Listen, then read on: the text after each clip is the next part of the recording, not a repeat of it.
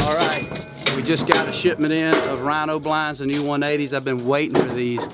Just got them in, and last night we saw a ton of deer, like 30 different does we saw hitting the green field. So we're gonna put them up, and I got a passel of youngins that like to hunt in these ground blinds. And these are the new 180s. You can see 360, so or at least 180. So let's go put them up. I haven't even unboxed them, so you'll get to see them when I get to see them. I've seen them in the ads, but I hadn't seen them in real life. So they just got to my front porch. And I always say I'm gonna do it. I'm gonna grab a rake. I'm gonna grab a rake. That way I can rake all the leaves out. I'm always about to sprain an ankle trying to get these leaves out of the way. That way it's quiet down to the dirt. And I found you can kind of kick that dirt up around the edges, and it seals those ground blinds pretty good. So where we at too is my boy Waylon. He popped him a big old doe last night. We took the crossbow. We ended up having to bust out his little gun there. I thought I was not gonna find a rake, but season's well on the way. We coming off a youth week. Rifle season comes in Saturday. We had a good bow season. I got a really nice 8-pointer at the end of bow season, and now the temperatures are cooling down this weekend. It's supposed to drop 20 degrees. It's still not gonna be real cold by cold standards, but it's gonna be like 48, 49. So that just gives you the show. That's nearly a 15 to 20 degree difference in our lows.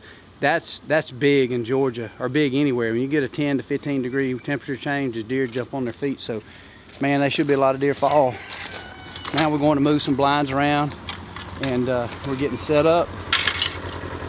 This is my funnest time of the year, is the anticipation of these deer really starting to make mistakes. And also you kind of get a good inventory and just excitement, man. You know, my 5 kids, even my littlest youngin likes to hunt. My daughter texted me this morning. She got to school, and then I guess she got to thinking about it, like, Dad, can we go hunting this afternoon? So that's always a good sign. I never push these kids to hunt, but when they ask me to hunt and I got an opportunity to take them, I do. So, but the problem I got is Waylon, who's 5, he's wanting to go too. So when all my kids want to go hunting, man, I can't hardly, somebody got to stay at home. I ain't got enough people, I ain't got enough arms and legs and ways to get into the stand with them. Last night, there was a pile of deer that come out up in this corner. A lot of the deer did come out, like right in here. So the problem I got to find the perfect wind is to a degree non-existent, because they're coming from all angles. No deer come from this way, so I'm almost thinking I might could get off this point, put a ground blind right off this point, and then that way if they come out right here, feed down, boom, I got a shot. And then usually they seem to be kind of coming out here and feeding this way. The other option is I could put it up there, but see, most of the deer come from back in there. So I'm almost thinking that we need to be here. And then that way, when the deer come out, we'll be in a really good spot to not only see them, we'll be squared up to them. And if the wind's coming out of the west, if the wind's coming out of the south, I think we'll be in pretty good shape. So yeah, I think we're gonna put it right here on this point. I always have to talk myself through that. You know, internally you're thinking these things. Sometimes when you say it out loud, it makes you feel better. I'll tell you something else too, Ryan. I'll tell you another thing, that sometimes it's fun to do it because we got Boy Scouts in us, but another thing with these ground blinds is there's a tendency to think that you got to make them invisible as far as to you or to us to brush them in. They got D-loops on them, and so obviously that's a fun part of it. And I think it feels very tactical, feels very military-ish, if that's the word. But it's really not necessary in reality. You can put these ground blinds right out in the open, and when the deer see them, they quickly become a round bale. So, like for me, if I can give a blind, let's just say 3 days, you know, possibly even 3 to 5 days, then I don't care. I will set it right out in the field if that dictates the best wind. And so let that blind become a down fallen limb, let it become a round bale out in the pasture.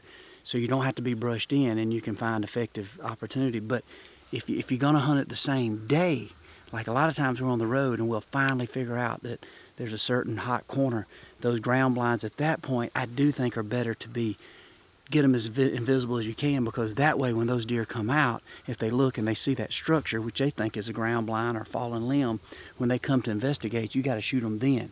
Because most of the time when deer first see a structure they're not used to, or a limb, or a bucket, or anything that strikes curiosity, most of the deer are curious. They'll come, but they'll get downwind of it. So if you're sitting in a ground blind, the first time that ground blind is seen to those deer, they will smell you, and I think there's more opportunity that every time they come out, they feel like they got to go win that obstacle. So if I set a ground blind out here right now, I probably won't hunt this to 3 or 4 days. So every deer can come by and see it and look at it, and he's like, ah, no threat.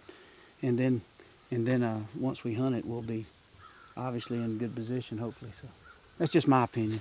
So I think I'm gonna set this. I'm gonna use this clear, and I'm not gonna try to hide it. I'm just gonna back it in here just a little bit and let her rip. Literally, right off this point. Alright, I saw this on Ryan's Playhouse. The unboxing.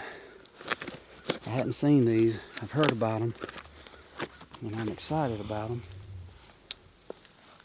Makes it easier for videoing because you can see. There you go.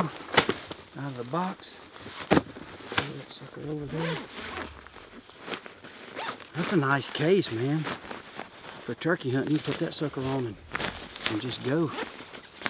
Or maybe packing back into a water hole if you're elk hunting. It's real light. I have to look at what it weighs. I should have me some hardware. Usually the hardware in here is either in this bag or it's right there. See, it comes with a little bag with some ropes, some like tent stakes. But let's see what this thing looks like.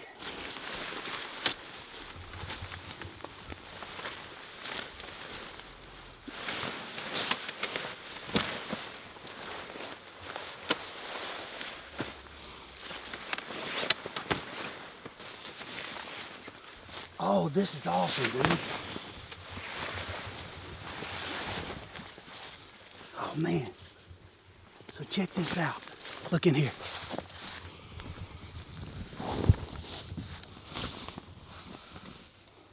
Dude, that's sick. Now come back on this side. Look at that. Is that not sick or what? That's nice. Yeah.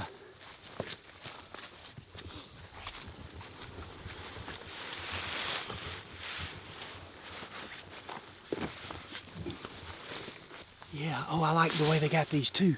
You can just slide these windows right down, so you can leave them up and you can just inch them down. It's got little, the way these grommets are made with these sliders, you can literally, almost like sliding up a window, you can just slide it right up, buckle it, or slide it right down, very silent. That's nice. So if you want to, what I like about this, you could literally completely leave these windows all the way up and slide them down when you get ready to shoot. So you're invisible. You can obviously still shoot out this window here. That's not a problem. You can still shoot out this window, but this is the traditional way, see? This is the way the ground blinds that we used to hunt out of. But this is unbelievable. You can, I mean, you literally can sit here with everything up and you can see deer 180 degrees. And it's just like just looking through a little bit of a screen window. Literally about the same consistency of looking out of your screen window. If you were to be, think summertime, you leave your window open back in the days, and you had just a screen window or sitting in a screen porch. That's what it's like. Nice. The brand new 180 by Rhino, I think this is going to be my new favorite. And you can see, if you are, like we're talking about, if you still want to loop in a bunch of brush, you can. You got these loops on the top and bottom. For me, I'm probably not. I might do a little bit just to show you what it looks like. But I think I'm going to leave this pretty clean so I can get good shots and it doesn't ruin my visibility, but there it is. That's that brand new 180. It's the rhino blind. And man, I am excited about this blind, especially with kids. It's safe. You can't fall out of it. You can't get injured. And you can see too, what I like, see how they got this flap right here? You can really flip these back and you throw dirt over them so they don't go anywhere. They're really nice. If you get a good wind, you really are hunkered in there. And I don't know, it's just a fun way to hunt. And let me tell you, you're talking about intense. You get one of your target bucks that's coming to you and you're setting with these ground blinds, you are literally 20 yards ground level, eye to eye. So I still love to be up in a tree, but when you're sitting in a ground blind, it adds a whole different dimension to intensity. But it also keeps you real safe too. If you're hunting with kids or family members, it's easy for maybe somebody that's impaired, that has some physical incapabilities. They can really get in here. It's just a nice way to hunt. So Rhino, good job, man. This is a good looking blind. Hey, I should do that. That'd be a funny little video. Just for the record, I got a ground blind up right here. That's for my 5 kids and my wife and guest. Me, see this tree covered in poison ivy? I got me some lineman pole spikes. I put them on my Thorogood boots and I'll crawl up that and I'll strap myself in there on this tree saddle. I would rather fight that poison ivy and be clawing and scratching for 3 months than to sitting here in a sissy little ground blind. People ain't got weak these days, but you know what? I want my 5-year-old at least sitting here. There we go. Another fun little quick adventure here on the farm. This time it's putting up a ground blind based on where we've been seeing deer coming out in this field. Last night specifically, my little boy Waylon shot a doe. It fell dead out here. He shot him back to the north. But this right here is a sweet, sweet spot. And I'm sure there's plenty of other things we can get into, but I'm excited about this chore we got done. Not a chore, that was fun.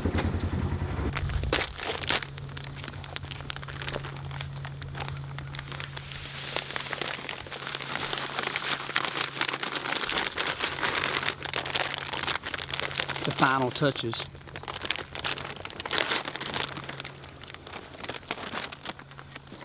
Put one over here.